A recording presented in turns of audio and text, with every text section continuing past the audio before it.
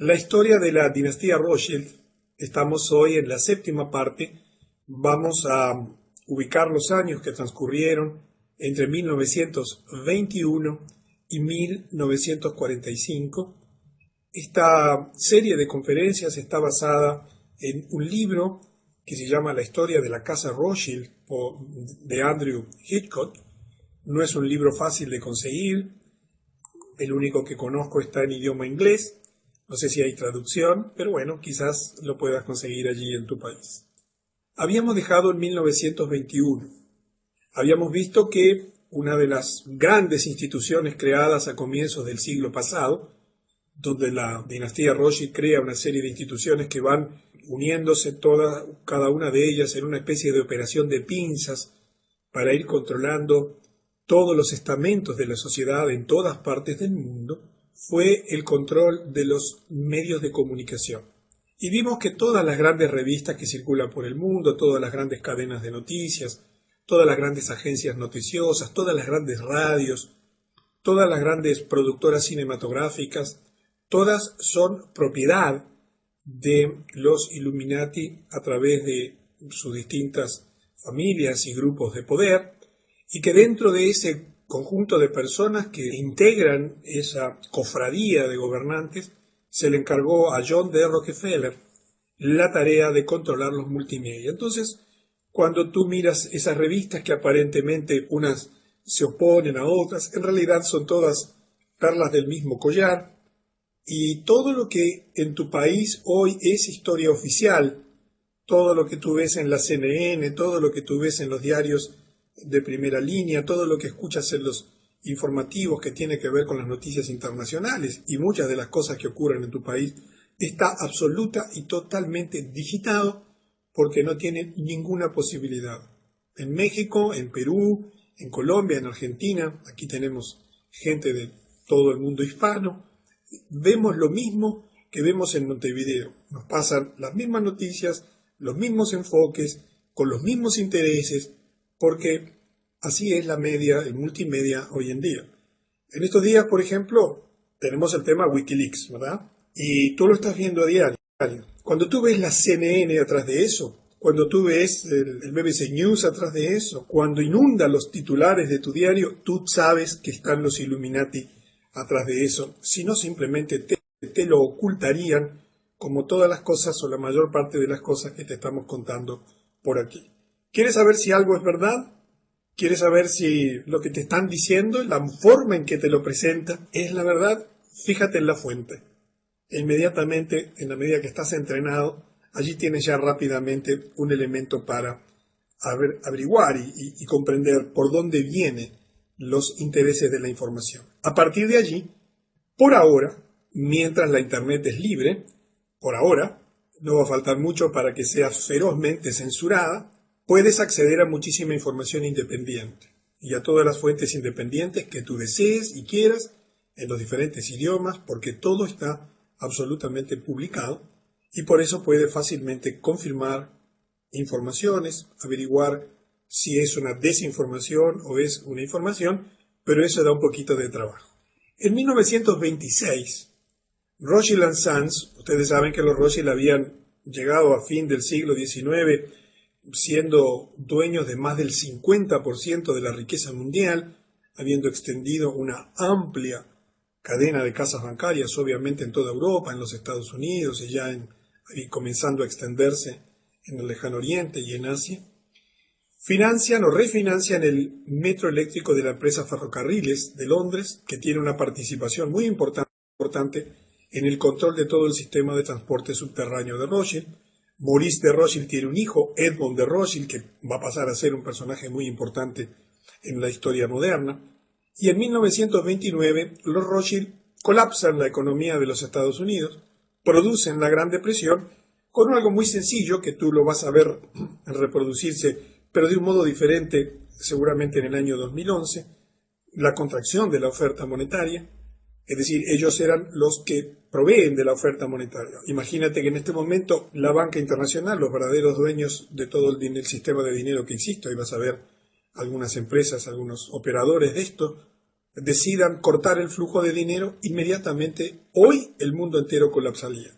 Y ya no sería un problema local, porque hoy todo lo que tú ves que está funcionando depende de que la maquinita de imprimir dinero de la Reserva Federal lo esté haciendo a grandes velocidades en este momento, porque si no en tu país inmediatamente te quedarías sin crédito, te quedarías sin dinero y rápidamente la vida de tu país colapsaría. Simplemente hoy he leído un extensísimo informe sobre el tema de cómo va a llegar a nosotros la crisis brutal financiera que va a venir el año que viene, que es totalmente global en sus proporciones. Así que hoy no, por falta de tiempo, por la necesidad de elegir los puntos que vamos a ver en el día de hoy, no nos vamos a dedicar a analizar todo este tema de la Gran Depresión y todo lo que hicieron los Rothschild para generar esa Gran Depresión en los Estados Unidos, porque eso solo daría para más de una conferencia. Pero es uno de los hechos importantes de la historia del siglo pasado. Fue una prueba de lo que pueden hacer en una economía tan importante, la primera economía del mundo, como era Estados Unidos en aquel momento. Vamos a llegar hoy, aquí en 1930, a uno de los centros de poder del mundo, oculto bajo las sombras del poder, absolutamente desconocido para ti. Yo estoy seguro que en estas 167 personas que hay en este momento en la reunión, no sé si alguno de ustedes alguna vez oyó hablar de lo que te vamos a contar ahora, el Banco Central de todos los bancos centrales del mundo. En 1930 se funda el primer banco mundial Rothschild, el Bank for International Settlements, BIS, Banco de Pagos Internacionales, BPI. ¿Alguna vez habías oído hablar de BIS? Aquí deben haber algunas personas que han estudiado economía o que le interesan la administración y las finanzas. ¿Alguna vez lo ves publicado en el diario de tu ciudad? ¿En el noticiero de la televisión allí o de las informaciones de prensa? ¿Has escuchado hablar acerca del Banco de Pagos Internacionales, el Bank for International Settlements, el BIS? Se estableció en Basilea, Suiza. Un detalle de este rompecabezas mundial es que todos los centros de poder están ubicados en Suiza. En el futuro nos vamos a enterar por qué. El mismo lugar donde 33 años antes se llevó a cabo el primer Congreso Sionista Mundial. Y como sabes, todo lo que hoy estás viendo y que está ocurriendo tiene como fuente de poder la organización sionista en el mundo. El BPI fue fundado en 1930 y le vamos a dedicar en el día de hoy unos cuantos minutos a este tema, porque este banco está dominando absolutamente las finanzas de tu país y del mundo entero. Los principales actores en la constitución del BPI fueron el gobernador del Banco de Inglaterra, que como sabes, toda la banca inglesa era absolutamente dominada, y lo es hasta hoy, dominada por la Casa Rothschild, Montagu Norman, y así como su colega alemán, Hjalmar Schacht, último ministro de finanzas de Adolf Hitler. Este señor, Schacht, tuvo una gran virtud. Fue de los pocos que en el tribunal de Nuremberg no terminó sentenciado. Tiene una historia post la guerra muy interesante de poder, porque pertenecía a la gran élite bancaria del mundo, siendo nada menos que el fundador del BPI. Cuando tú estudias qué es el BPI, a mí se me pone la piel de gallina. Te da miedo por el inmenso poder que acumula. El Banco de Pagos Internacionales es el banco central de los bancos centrales de todo el mundo, con sede en Basilea, Suiza. Es una organización internacional que dice fomentar la cooperación financiera y monetaria internacionales y sirve de banco para los bancos centrales. No rinde cuentas ante ningún gobierno. Es supranacional. Está por encima de quien gobierne tu país y cualquier gobierno del mundo. También presta servicios bancarios, pero solamente a los bancos centrales o a las organizaciones internacionales, como el propio BPI. 10 veces al año, una vez al mes, excepto en agosto y en octubre, un pequeño grupo de hombres bien vestidos llega a Basilea, enfrente a la estación terminal de trenes de Basilea, Suiza. Discretamente se registran en el Hotel Euler. Llegan a esta ciudad de lugares tan dispares como Tokio, Londres, Washington, para la reunión ordinaria del club supranacional más exclusivo, secreto y poderoso del mundo. Por supuesto que no te vas a enterar de la reunión que está teniendo lugar en este mes de diciembre, ni lo vas a ver en ninguna revista, en ninguna parte del mundo, simplemente porque esto opera tras las sombras. Los miembros de este club se limitan a un puñado de hombres poderosos que determinan diariamente el tipo de interés, la disponibilidad del crédito y la oferta monetaria de los bancos en sus propios países. ¿Sobra el dinero en tu banco central allí en tu país? Esto fue decidido por el BPI y es decidido diariamente.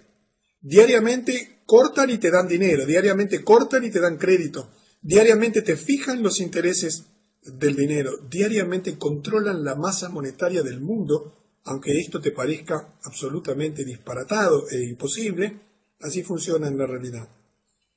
¿Quiénes integran este pequeño grupo de selectos hombres que controlan nada más ni nada menos que a los bancos centrales de todo el mundo?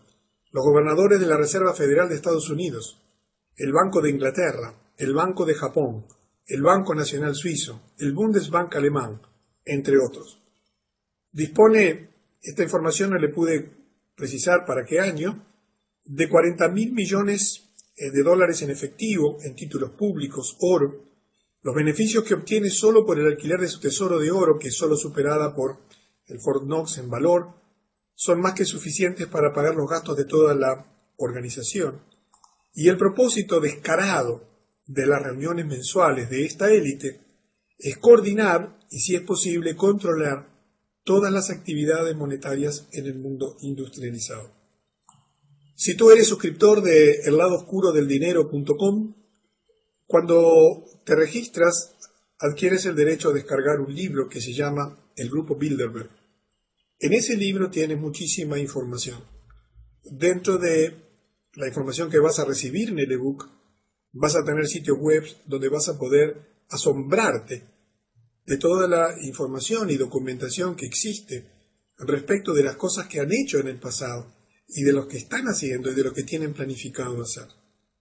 En estos días una persona me escribía molesto porque yo decía que declaraba cosas que iban a ocurrir en el 2012 o de aquí al 2012. Yo prácticamente no declaro nada de lo que va a ocurrir, salvo algunas cosas muy puntuales, algunas te comenté hoy, pero porque eso es responsabilidad de cada uno de nosotros. Cada uno de nosotros tiene que entender que está viviendo un tiempo especial y tiene que entender que hay que tomar acciones y decisiones hoy para que las cosas que ya están ocurriendo y que ya están afectando tu vida, cuando se desencadenen y precipiten, te encuentren en la mejor forma posible. Y vamos a dedicar la última serie de estas conferencias a hablarte sobre algunas cosas básicas que podrías hacer desde el punto de vista material y también desde el punto de vista espiritual para enfrentar este sistema que cada vez es más opresivo, que cada vez se va tornando más como un sistema de pinzas, como te decía al principio, que va controlando todos los aspectos de la sociedad. El BIS, este Banco de International Settlements, es uno de los brazos más oscuros de la arquitectura financiera internacional elaborada en Bretton Woods. En la próxima conferencia vamos a hablar más en detalle sobre Bretton Woods. Pero allí, en esa reunión de Bretton Woods, en Estados Unidos, es donde se organizó todo el sistema monetario, todo el sistema financiero actual. Es allí donde se abandonó el patrón oro.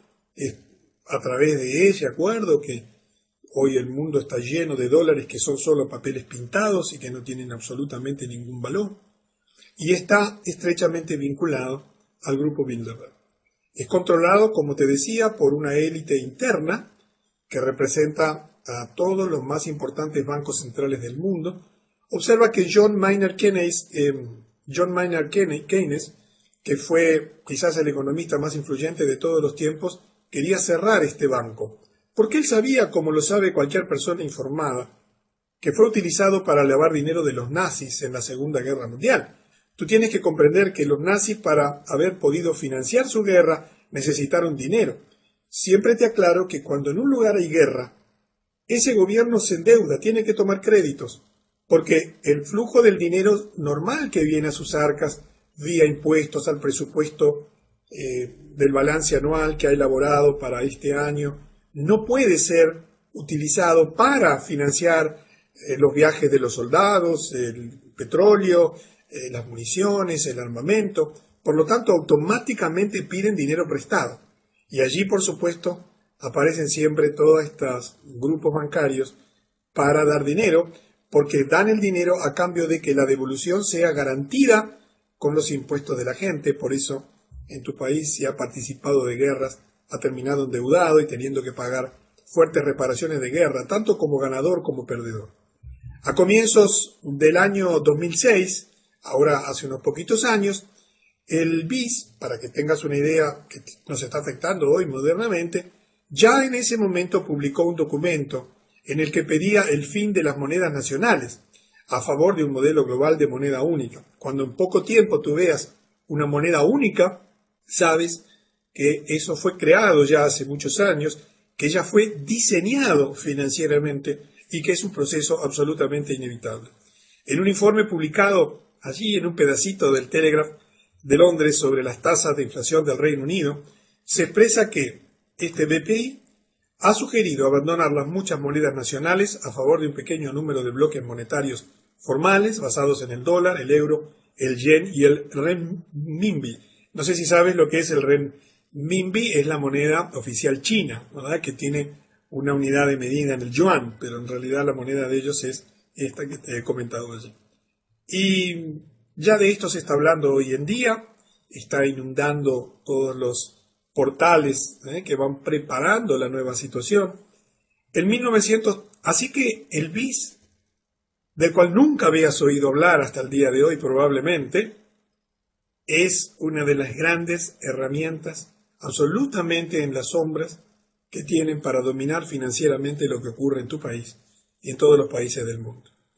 En 1933, Rothschild financia a IBM, quien comienza a proveer a Alemania de las máquinas de tarjetas perforadas necesarias para ayudar a organizar y gestionar la identificación inicial y la expulsión social de los judíos, la confiscación de sus bienes y su exterminio.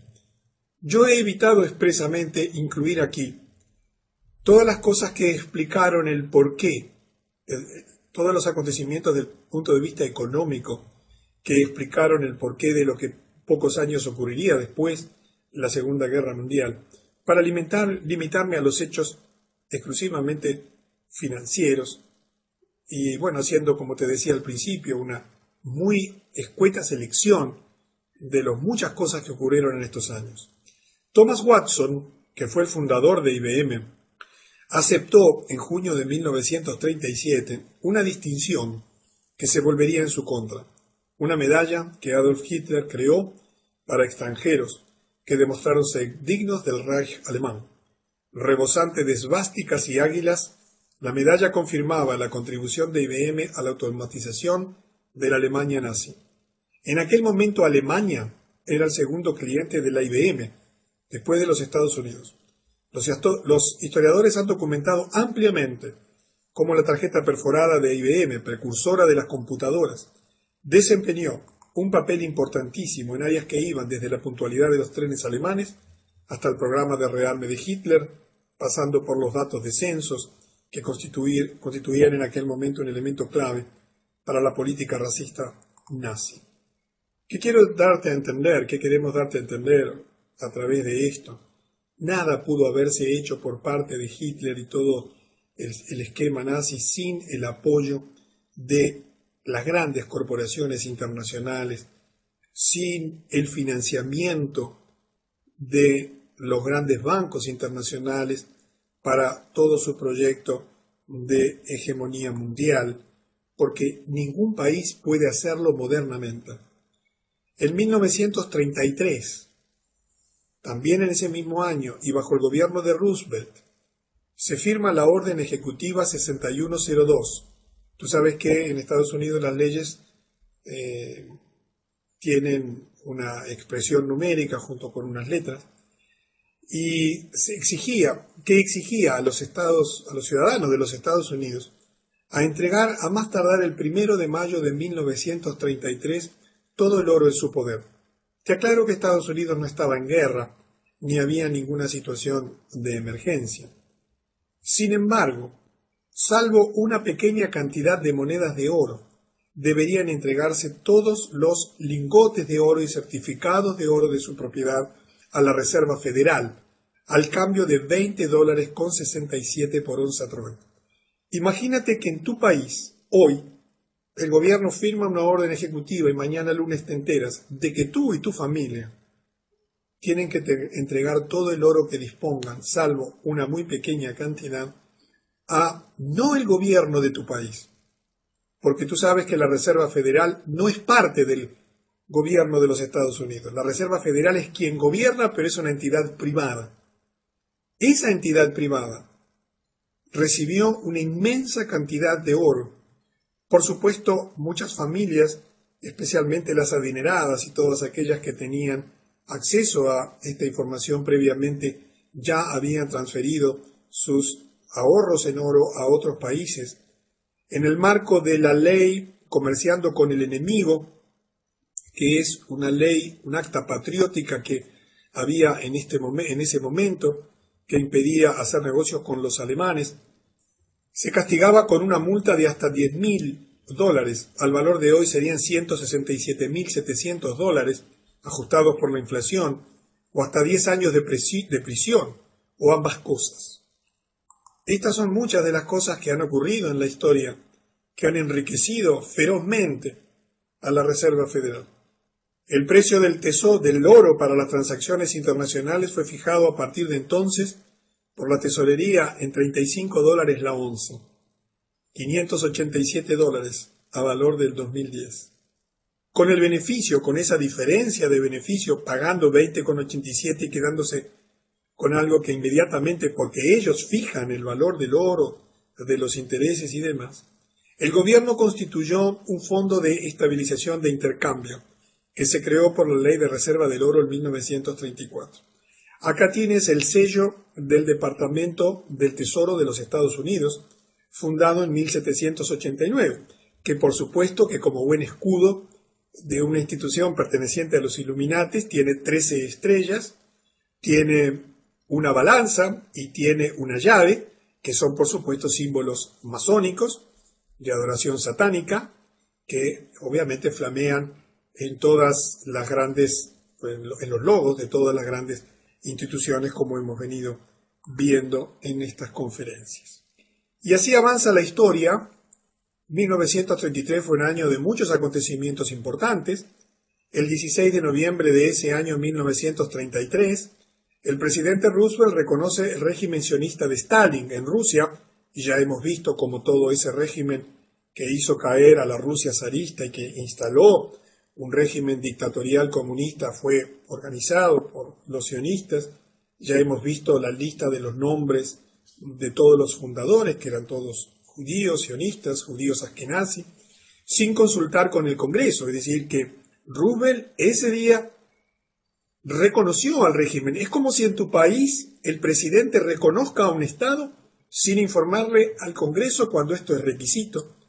Y ello provocó que casi 8.000 ucranianos marchasen en aquel momento en protesta en Nueva York. También este año, en 1933, ocurre algo extraordinario. El presidente Roosevelt imparte la orden de incluir en cada billete dólar, en el que tú tienes allí en tu bolsillo o en tu casa, el ojo que todo lo ve, junto con el lema Novus Ordo Seculorum, nuevo orden de los siglos o de las eras. Y vamos a detenernos unos minutitos en analizar todos los símbolos masónicos y cabalistas que existen en el dólar. En realidad no son todos, porque hay más, pero hemos seleccionado de alguna imagen que hemos encontrado en internet los más importantes. Comenzando desde la parte superior y de izquierda a derecha, tú ves una frase que dice Anuit Coeptis. Anuit Coeptis quiere decir se anuncia la concepción. ¿La concepción de qué? De un nuevo mundo, de un nuevo orden mundial. Aparece en la torre de la punta de la pirámide, pero separada de la pirámide, no como parte de ella, el ojo que todo lo ve, el gran arquitecto, Lucifer, que tú sabes que es una deidad que representa la luz en la tradición oculta y esotérica. Luego tienes en la parte inferior de la pirámide, en ese arco, allí abajo la expresión Novus Ordo Secolorum, Nuevo Orden Mundial. Del lado derecho, en la imagen de la derecha, tienes la expresión E pluribus unum, de muchos uno. Luego tienes una cantidad de estrellita, por supuesto 13 estrellas iluminadas, que fueron además las 13 colonias originales iluminadas. Yo no sé si sabes que aquí en Uruguay, nuestro país fue liberado por los 33 orientales.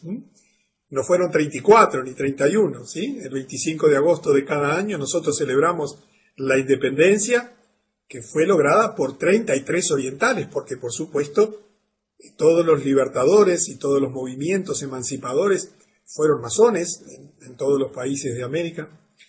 En la pirámide que tienes allí tienes 13 hileras de piedras, también representando las 13 colonias norteamericanas originales. La base de la pirámide tiene 72 piedras, porque en la Cábala, que es otro de los orígenes de toda esta ideología y simbología, la Cábala judía, hay 72 poderes registrados. Del lado derecho tienes allí una espiga, creo que sí que es una espiga, no estoy seguro, son hojas. Allí tienes, cuenta, en la 13 hojas, pero además la cola de esa ave, que no es un águila, sino que es el ave fénix, mucha gente cree que eso es un águila, tienes 13 plumas en la parte inferior. Y además hay 13 flechas, y son los distintos poderes poseídos por las 13 colonias. Y perdón, allí estaba refiriéndome a las flechas, las hojas y las hayas. Las plumas son 9 que están en la cola del ave fénix, porque son las 9 esferas de ascensión hacia el estado iluminado. Todos los billetes de dólar están llenos de símbolos esotéricos. Hay más. Si tú lo miras con una lupa vas a encontrar un búho y muchos otros símbolos esotéricos y masónicos, porque el nuevo orden internacional, donde el dinero es el gran instrumento de dominación mundial, la oferta monetaria, la deuda, sabemos que por definición el dinero es deuda, es un gran símbolo de poder. Y por lo tanto, los Illuminati, la dinastía Rothschild, todas las organizaciones que están detrás de este proyecto, han elegido el dólar como el lugar donde millones de personas, todo el mundo, porque es la moneda mundial, es la moneda con que tu país compra las cosas que se importa, es la moneda en que tu país paga las cosas que importa y cobra las cosas que exporta, es la moneda en que se endeuda, es la moneda del mundo. Todo tu país está absolutamente lleno de símbolos masónicos, no solamente en las estatuas y monumentos, sino también y fundamentalmente en la moneda en la cual se realizan las transacciones internacionales. En 1934 se reforman las leyes del secreto bancario.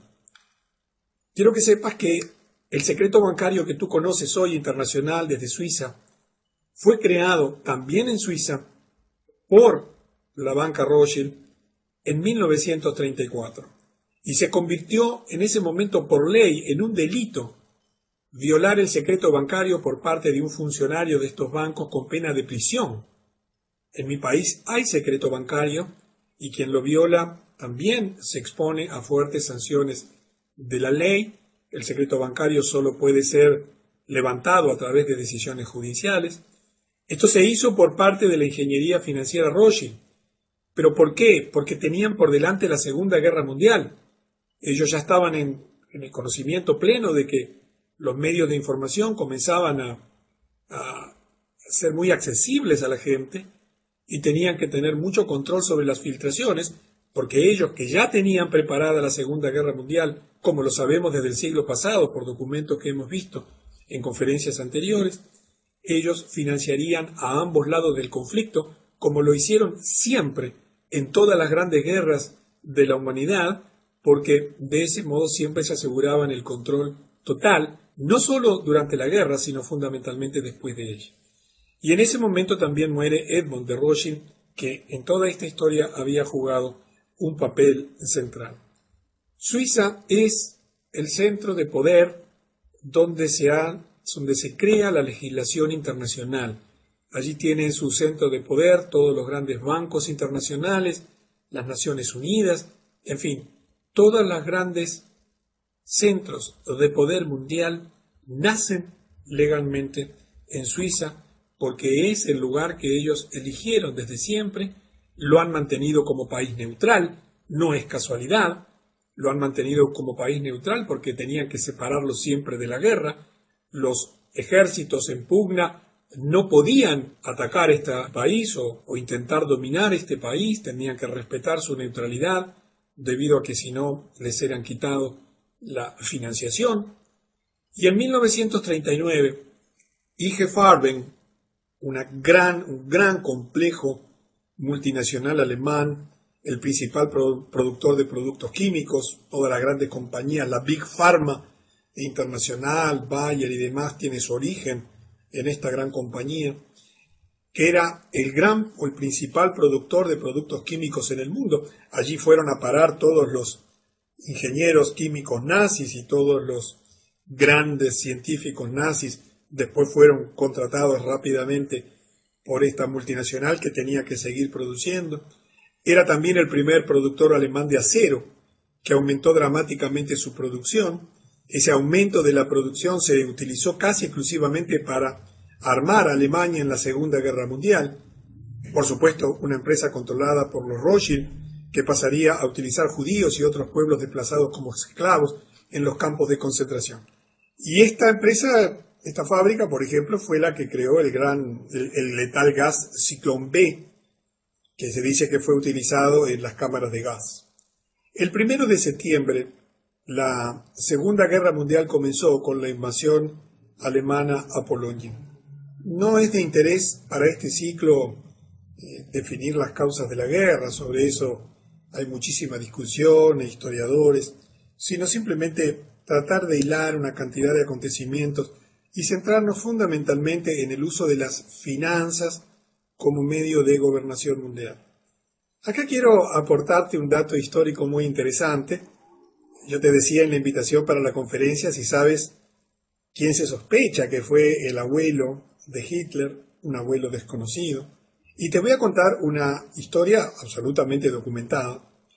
En 1940, un señor Keller, en su libro Dentro de la Gestapo, indica lo siguiente de María Anna, tiene un apellido allí alemán, disculpen mi pronunciación, Schick-Gruber, la abuela de Adolf Hitler. Esta era una joven llegada a Viena que se convirtió en empleada doméstica de los Rothschild, de la mansión Rothschild, para servir en su mansión.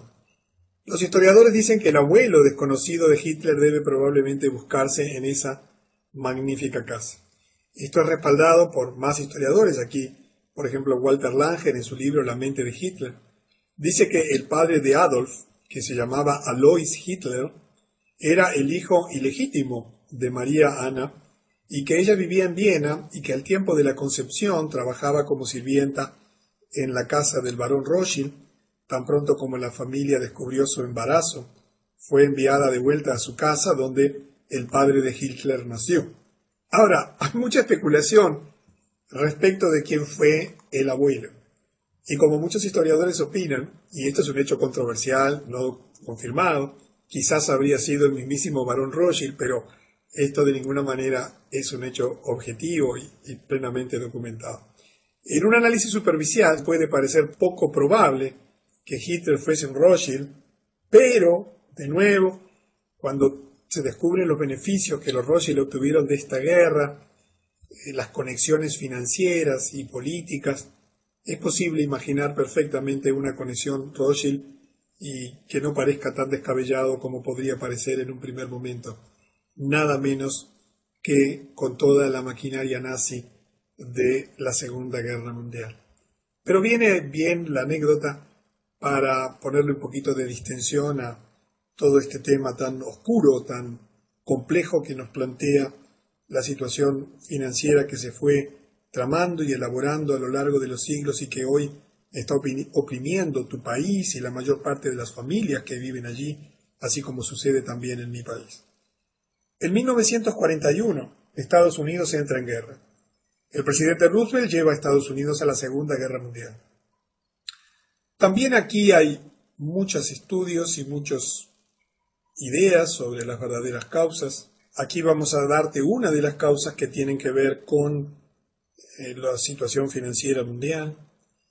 Y dice que el presidente Roosevelt llevó a la guerra a Estados Unidos en la Segunda Guerra por negarse a venderle a Japón toda la chatarra de acero más petróleo que Japón necesitaba. Recordemos que Japón estaba en guerra con China y que sin la chatarra de acero y sin el petróleo de los Estados Unidos no podía continuar la guerra porque dependía como proveedor principal de los Estados Unidos y por lo tanto Roosevelt podía pensar que esta acción podría provocar a los japoneses para vengarse o tomar represalias contra los Estados Unidos.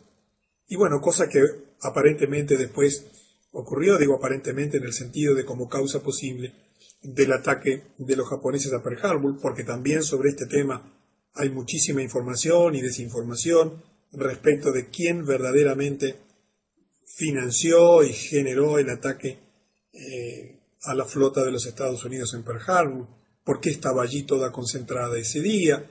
En fin, hay mucha historia y mucha madeja para desenredar sobre este tema que fue principal en la historia moderna porque generó nada menos que la integración de los Estados Unidos a la Segunda Guerra Mundial y un cambio o un giro en los acontecimientos. En 1942, Prescott Bush, padre de los futuros presidentes de Estados Unidos, George W. Bush, le fue incautada su compañía en el marco de esa ley que yo te decía, denominada Comerciando con el Enemigo, que prohibía el financiar o negociar con empresas alemanas. Él estaba financiando a Hitler desde América, mientras que los soldados americanos estaban siendo asesinados por los soldados alemanes. Por otra parte, también, en ese entonces los judíos eran masacrados por los mismos soldados alemanes, y sin embargo es interesante puntualizar que la ADL, ¿recuerdas la ADL? La Liga de Antidifamación es una de las organizaciones de control mundial más importantes que existen, nunca criticó a los Bush por ellos. Te voy a poner aquí un enlace de estos días. Yo no sé si sabes que Argentina, Brasil y Uruguay tenemos el privilegio, entre comillas, de Latinoamérica ser los 3 primeros países que hemos reconocido oficialmente a Palestina como un Estado independiente. Por supuesto que eso va a tener consecuencias para nosotros y por supuesto que ese tipo de cosas no se hacen sin la solicitud y la aprobación de los centros de poder, ¿verdad?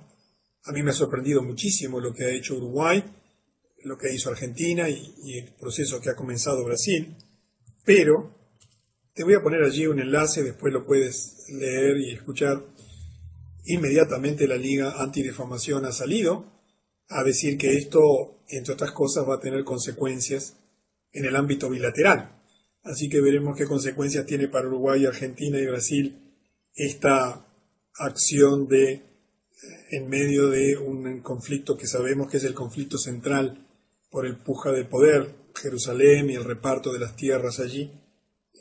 Bueno, que hayamos tomado partido oficialmente por reconocer un Estado que Israel niega hasta el hartazgo como es el Estado palestino.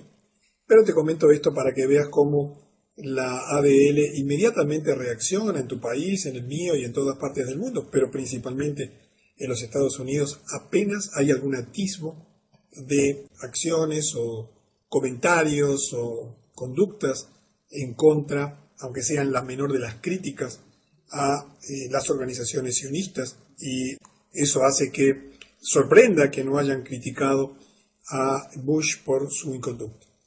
En 1944, en Bretton Woods, New Hampshire, se crean 2 nuevos bancos.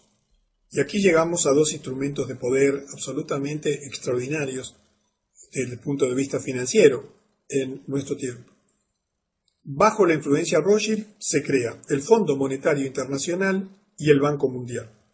Yo te voy a leer aquí los objetivos del Fondo Monetario Internacional declarados hace 66 años, para que tú veas cómo es posible que 2 bancos creados nada menos que por los dominadores de toda la riqueza mundial o de gran parte de ella, con el acuerdo y el beneplácito de la casi totalidad de los países del mundo, con todos los recursos financieros, políticos y de información que tú te puedas imaginar, hayan fracasado tan estrepitosamente en sus objetivos fundacionales.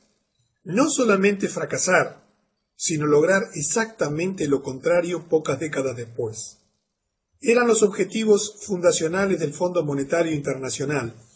Allí tienes del lado derecho su logo y por supuesto puedes acceder a la página web fácilmente.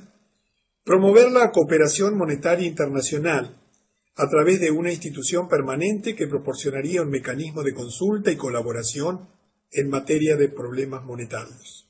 Facilitar la expansión y el crecimiento equilibrado del comercio internacional y contribuir con ello a promover y mantener altos niveles de ocupación e ingresos reales y a desarrollar los recursos productivos de todos los países asociados como objetivos primordiales de política económica. Si no te lo tomas en gracia, realmente es una tragedia mundial. 3. Promover la estabilidad de los cambios. Asegurar que las relaciones cambiarias entre sus miembros sean ordenadas y evitar las depreciaciones con fines de competencia. 4. Ayudar a establecer un sistema multilateral de pagos para las operaciones en cuenta corriente efectuadas entre los países y a eliminar las restricciones cambiarias que pudieran estorbar el crecimiento del comercio mundial. 5.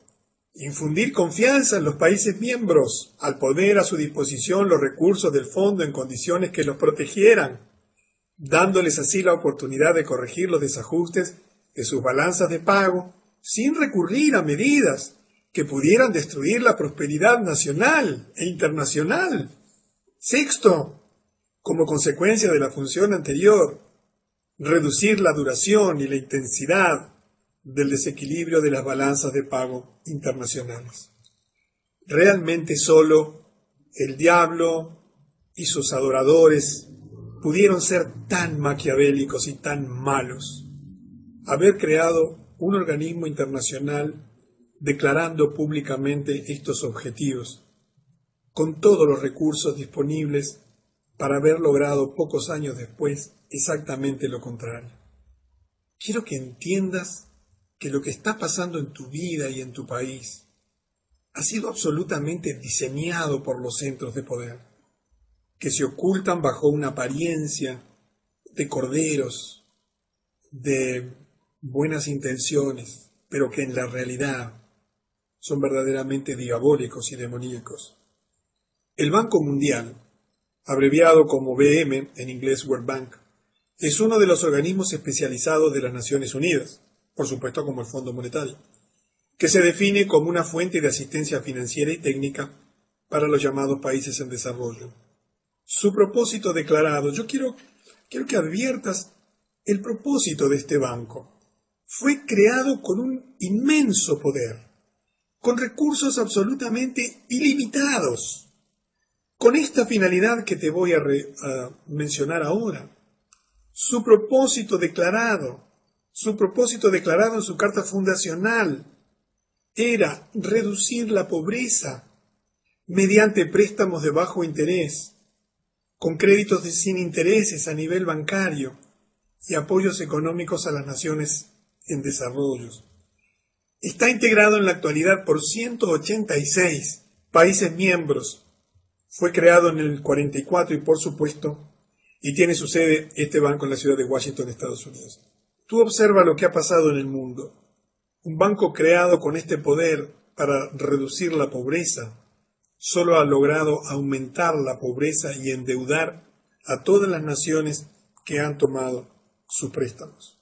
Esto es para que veas cómo opera la élite mundial y cómo por detrás de todas sus declaraciones hay intereses ocultos. Y llegamos al final de estos años que estamos desarrollando en la séptima parte. En 1945, luego del fin de la Segunda Guerra Mundial, se informó que las plantas Farben, ¿sabías esto? Mira que Alemania fue bombardeada, ¿verdad?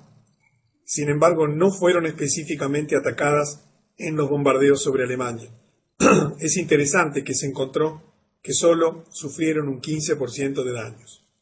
Los tribunales que se celebrarían luego de la Segunda Guerra Mundial para investigar los crímenes de guerra nazis censuraron todo material con registros de la asistencia occidental a Hitler. Nada vino a la luz. Pero nos vamos a detener en el último gran acontecimiento de este periodo, que ha cambiado profundamente la historia de la humanidad, y que es que en ese año los Rothschild dieron un paso gigantesco hacia su objetivo de dominar el mundo. Tú recuerdas ya cuando en 1800 y pico, en el Congreso de Viena de 1822, intentaron crear el primer banco central en Alemania. Tú recuerdas cómo ya durante el siglo XIX se había intentado crear una primera organización mundial política de países.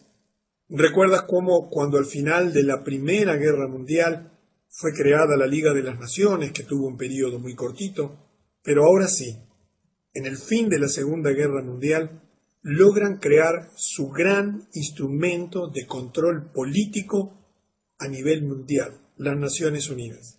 Las Naciones Unidas hoy tienen el control de lo que ocurre en el Ministerio de Salud de tu país, en el Ministerio de Defensa, en la educación de todos los organismos de enseñanza que existen en tu país.